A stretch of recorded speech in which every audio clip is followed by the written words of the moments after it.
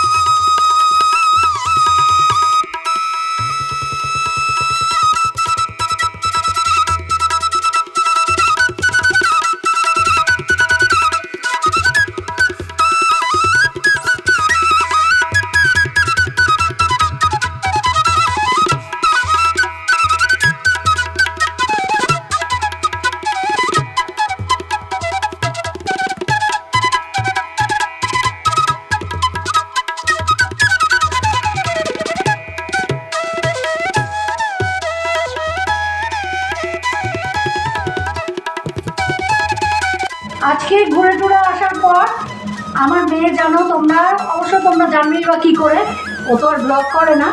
তো আমার মেয়ে বিভিন্ন ধরনের খুব টেস্টি টেস্টি খাবার তৈরি করতে পারে।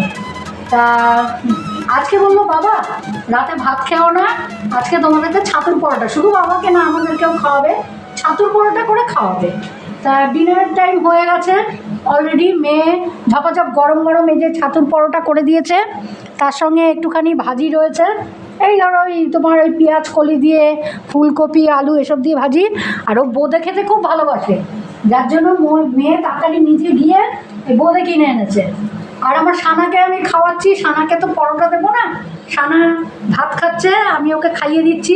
একা একাই খেতে পারে, কিন্তু আমার ইচ্ছা।